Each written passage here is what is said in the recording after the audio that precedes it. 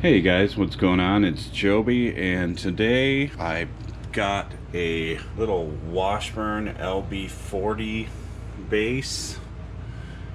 I got this completely for free. A friend of mine works at an apartment complex, and some people moved out and left this behind. They left this and actually a couple of pedals. So between me and my buddy Terry, we took care of that for them.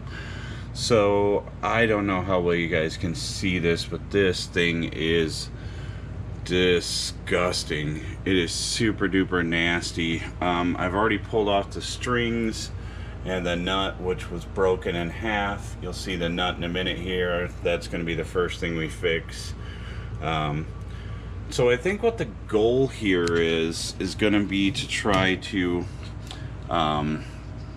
repair this bass as best as we can, clean it up, and spend $0.00 on it.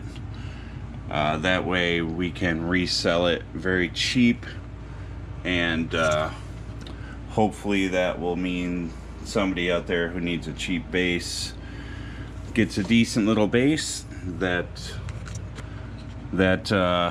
you know, I spent absolutely nothing on repairing. So thank you very much, Amanda, for hooking me up with this thing, and we're gonna disassemble this completely because it's so disgusting. I think I might actually put on some rubber gloves, though it's probably too late, so why bother. I'll just wash my hands really well.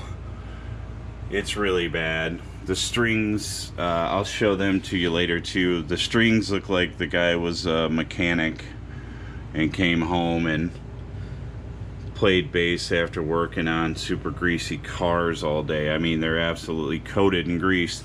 And I know you may be thinking, like, why would you try to reuse the strings?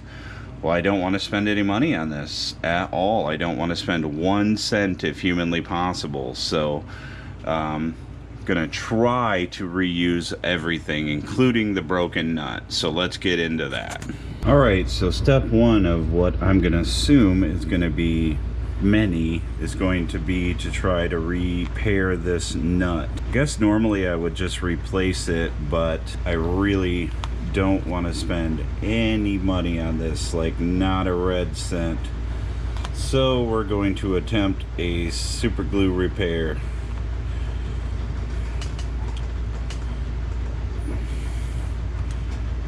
Get out this little bitty baby clamp I got here. Hopefully I can get a squeeze on it before that glue sets up. Oh, the glue's already setting up onto the cardboard below, which that's okay. I could sand it off. Trying to keep it straight here, which is not particularly easy. Alright, I'm gonna kind of extra flood this a little bit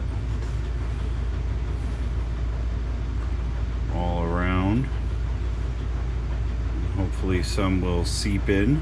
Alright, now we'll kind of just let that harden up for a minute. Alright, so our nut is back in one piece, and I got the cardboard off of there. And now we are going to do the good old baking soda and super glue trick to fix this chunk. And I think I'm also going to put it in this slot, just so I can pretty much carve a new slot for that string, because that's right where it's broken. So that'll add a little strength too.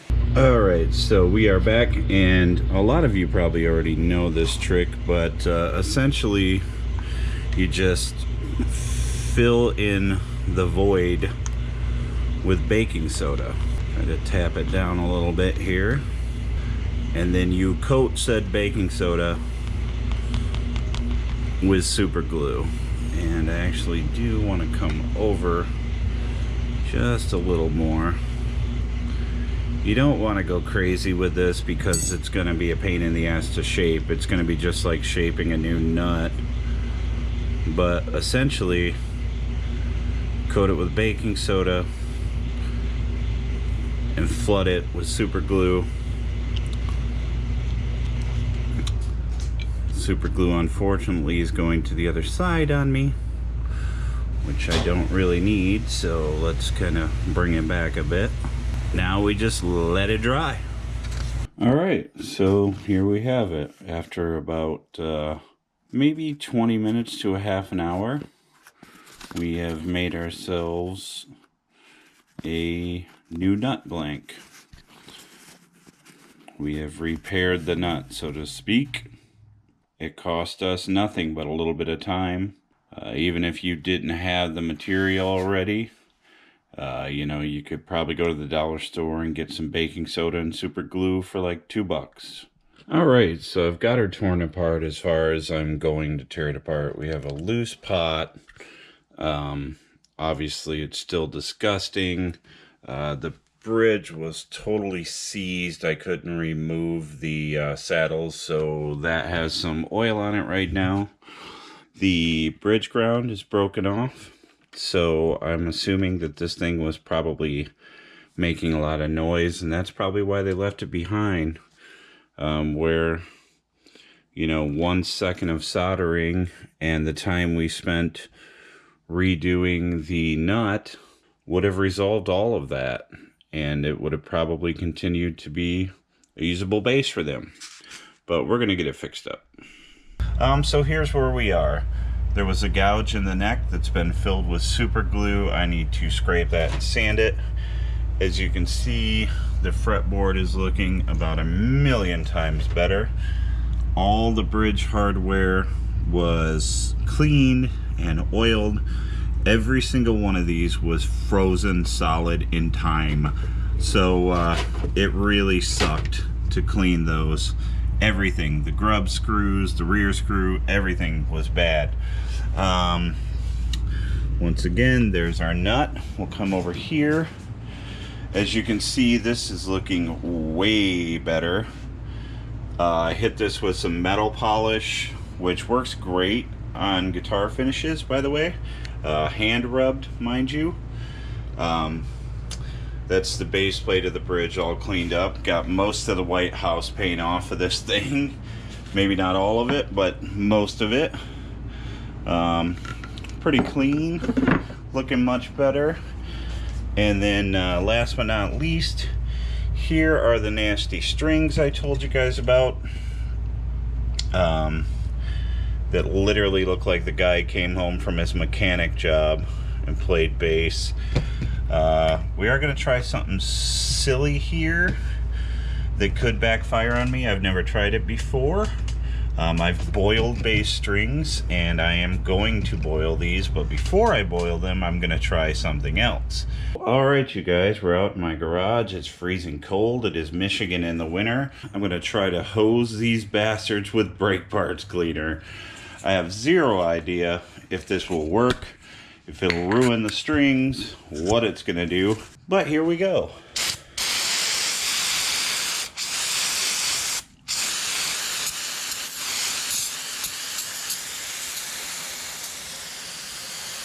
Alright, you guys, the bass is all done. I've actually already shot a demo of it, but then I realized I never kind of wrap things up. So anyway, the brake parts cleaner, I don't know that it was any more helpful than just boiling the strings in general. So I would say maybe don't waste your time with that. Turned out pretty good. The nut is pretty decent, all things considered. It's definitely holding up. It's good to go. Frets are no longer green. Fretboard looks a hell of a lot better. Got all of the crap off the body, so that looks much better.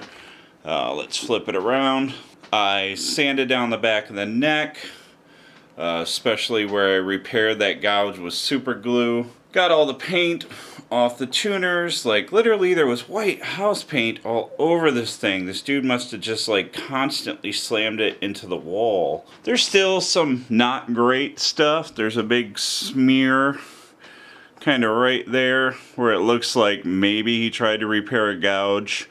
And there's still a couple little paint spots, but overall it turned out really good. So yeah, let's hear it.